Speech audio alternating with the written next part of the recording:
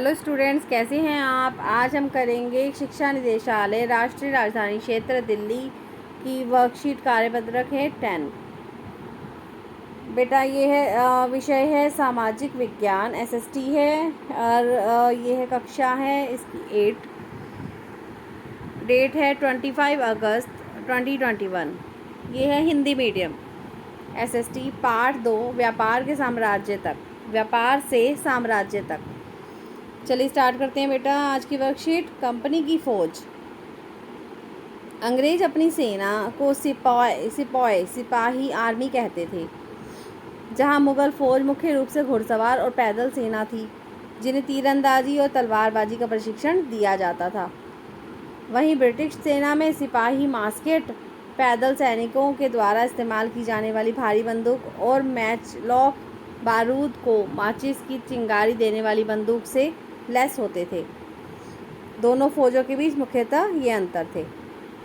बेटा जो एक तो थी अंग्रेज सेना, अपनी सेना को क्या बोलती थी, सिपाही बोलती थी, सिपाही आर्मी कहती थी।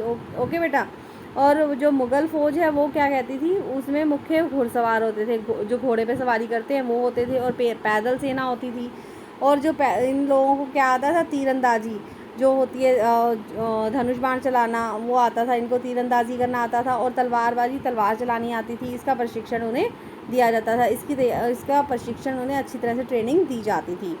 और वहीं जो दूसरी तरफ थी, जो ब्रिटिश सेना थी, उसमें सिपाही थे, उनको वो मास्केट का मतलब है पैदल सैनिकों के द्वारा इस्तेमाल की जाने वाली भारी बंदूक। जो पैदल सैनिक होते थे वो भारी भारी बंदूक को उठाकर उसे इस्तेमाल करते थे, जिसे मास्केट कहा जाता था। और मैचलॉक जो होता है वो क्या होती है, वो होती है एक तरह की बंदूक होती है, जिसमें क्या होता है, उसमें बारूद को माचिस से चिंगारी देने वाली बंदूक होती है, उससे वो लेस होते थे, मतलब उनके पास इस तरह की बंदूकें होती थी। ओके बेटा। ये लोग बंदूकों से अटैक करते थे, और वो दूसरे लोग जो मुग़ल फ़ौज थी वो तीरंदाजी और तलवारबाजी से एक अटैक करती थी। उनकी जो सेना थी वो तीरंदाजी और तलवारबाजी की ट्रेनिंग उनको मिलती थी। ठीक है बेटा।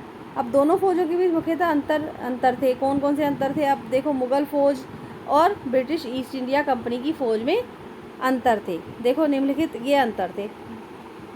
आगे पढ़ते हैं बेटा। पहला अंतर तो था इसमें मुख्य रूप से सवार, प्रशिक्षित घुड़सवार और पैदल सैनिक। जो मुग़ल फ़ौज में क्या होता था कि मेन होते थे, उसमें प्रशिक्षित घुड़सवार होते थे, जो घोड़े पर सवारी करने वाले वो लोग होते थे, और पैदल सैनिक होते थे। ओके बेटा। और जो ब्रिटिश ईस्ट इंडिया कंपनी की फ़ौज है, उसमें कौन होते थे, उसमें अधिकतर पैदल सेना होती थी, पैदल ही चलते थे। उसकी सेना में लोग पैदल ही, उसके जो सैनिक है वो पैदल ही चलते थे। और सेकंड नंबर है सवारों का दबदबा, पैदल सैनिक कम। इसमें सवारों का, जो प्रशिक्षित घुड़सवार थे, उनका ज़्यादा दबदबा था, उनसे लोग डरते थे, उनसे सैनिक, छोटे वाले सैनिक डरते थे। ओके। और पैदल सैनिक इसमें कम होते थे, पैदल सैनिक कम ही होते थे, और सवारों का दबदबा बहुत ज़्यादा था। ओके बेटा, समझ में आ गया आपको। सेकंड नंबर है सवारों की कम संख्या। इसमें सवारों की संख्या कम होती थी, मतलब कि घुड़सवार, जो घोड़े पर सवारी करने वाले हैं, उनकी संख्या बहुत कम होती थी ब्रिटिश ईस्ट इंडिया कंपनी की फ़ौज में, और पैदल सैनिक इसमें ज़्यादा होते थे, अधिक होते थे। ओके बेटा। और तीसरा नंबर है, तीसरा अंतर है इसमें मुग़ल की फ़ौज और ब्रिटिश ईस्ट इंडिया कंपनी की फ़ौज में। तीसरा अंतर है तीरंदाजी और तलवारबाजी से निपुण सेना मुग़ल फ़ौज की होती थी। मुग़ल फ़ौज की जो सेना होती थी वो, उसमें उनको आता था धनुष बाण चलाना और तलवारें चलाना, तलवारबाजी करना उन्हें आता था अच्छी तरह से, वो निपुण थे इस चीज़ में। और जो है ब्रिटिश ईस्ट इंडिया कंपनी की फ़ौज जो है वो बंदूक चलाने में निपुण थी, उनको बंदूकें चलाना अच्छी तरीके से आता था। ओके बेटा। फोर्थ नंबर है विशाल पेशेवर प्रशिक्षित सेना नहीं, आवश्यकता पड़ने पर ग्रामीण सशस्त्र किसान भी सैनिक। जो इसमें विशाल पेशेवर, जो इनका काम ये नहीं होता था कि ये मतलब ये प्रशिक्षित सेना ही बनाते रहे, तो विशाल पेशेवर जो प्रशिक्षित सेना यहाँ पर नहीं होती थी। इसमें आवश्यकता पड़ने पर, ज़रूरत पड़ने पर क्या करते थे, किसानों को भी सैनिक बना दिया जाता था। आगे है फोर्थ नंबर है ये ब्रिटिश ईस्ट इंडिया कंपनी, जबकि जो मुग़ल में तो वो होता था, लेकिन ब्रिटिश ईस्ट इंडिया कंपनी की फ़ौज में क्या होता था, सिपाहियों को यूरोपीय ढंग का अभ्यास और अनुशासन जो सिपाहियों को यूरोपीय ढंग से जो पूरी ट्रेनिंग दी जाती थी और उनका जो अनुशासन है वैसा होता था। और पेशेवर और प्रशिक्षित सेना, इनका पेशा है जो इनका जो है पेशेवर से ही ये ऐसे प्रशिक्षित होते थे। इनका पेशा ही यही होता था, इनका काम ही यही होता था। ठीक है बेटा, अब आपको समझ में आ गया अच्छी तरीके से।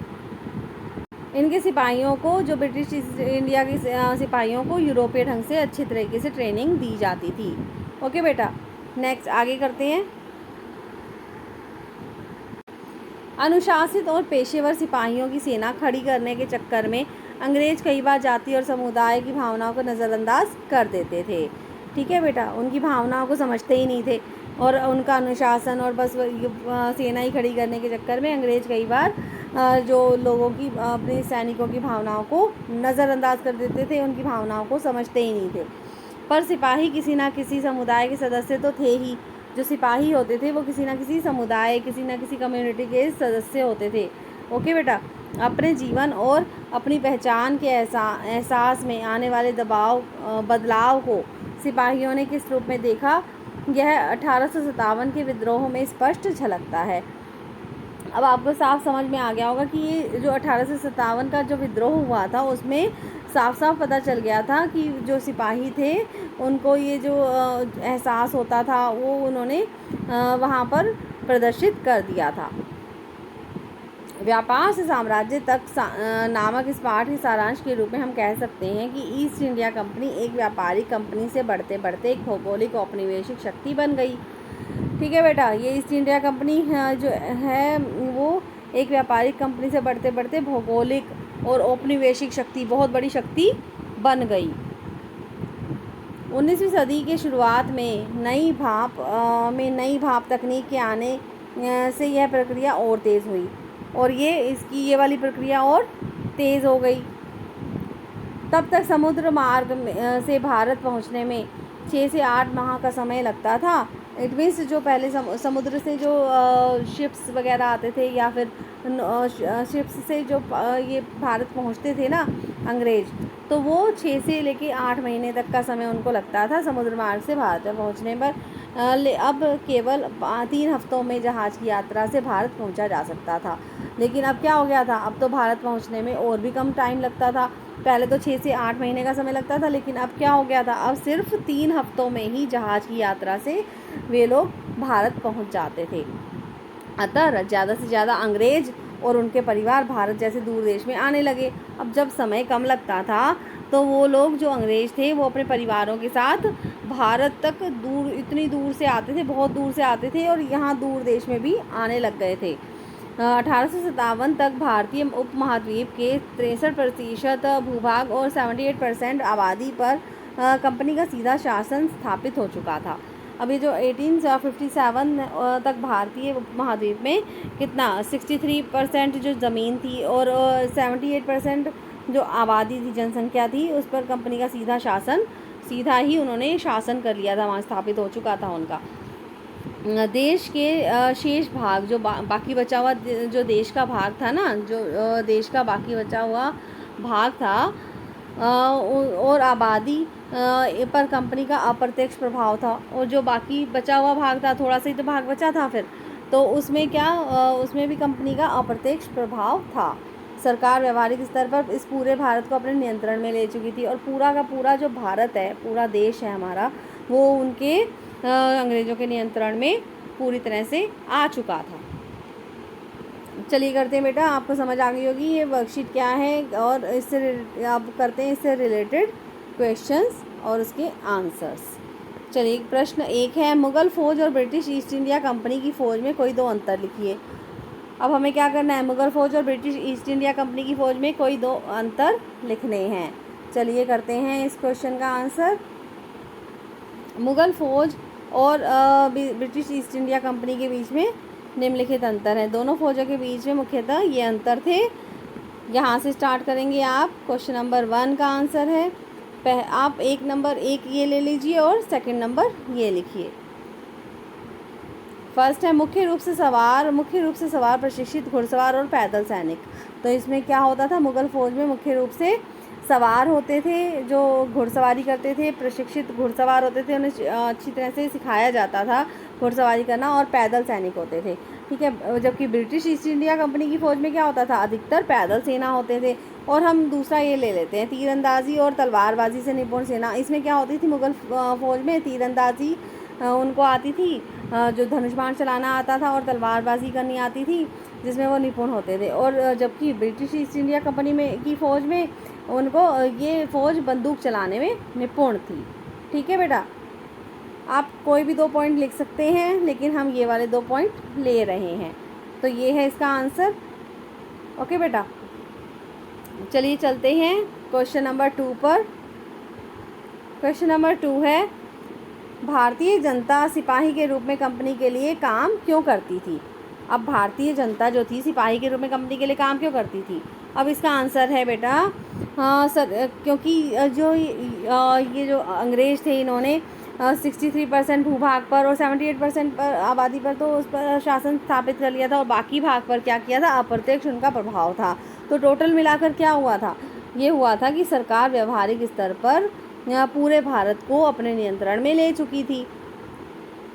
ओके बेटा, इसलिए यही रीज़न था कि भारतीय जनता सिपाही के रूप में कंपनी के लिए काम करती थी। क्वेश्चन नंबर 2 का आंसर है ये। ओके बेटा, यहाँ से लेके यहाँ तक है, इसे कर लीजिए। क्वेश्चन नंबर 3 है, नेक्स्ट क्वेश्चन है बेटा, मास्केट और मैचलॉक क्या थे। ये हमने पढ़ा था, मास्केट और मैचलॉक क्या थे बेटा, ये देखिए इसका आंसर है, आंसर नंबर 3 है मास्केट। मास्केट का मतलब क्या है, मास्केट का मीन्स है, मास्केट मीन्स पैदल सैनिकों के द्वारा इस्तेमाल की जाने वाली भारी बंदूक, ये है मास्केट। और मैचलॉक है बारूद को माचिस से चिंगारी देने वाली बंदूक, ठीक है बेटा। ये है आंसर नंबर 3, यहाँ से लेके यहाँ तक, ठीक है बेटा। सबको समझ आई होगी ये वर्कशीट। ओके बच्चों, इसी के साथ ये वर्कशीट ख़त्म होती है। मिलते हैं हमारी अगली वर्कशीट के साथ। ओके बाय बच्चों, और मेरे चैनल को सब्सक्राइब कीजिए, लाइक कीजिए और शेयर कीजिए। ओके बाय बच्चों।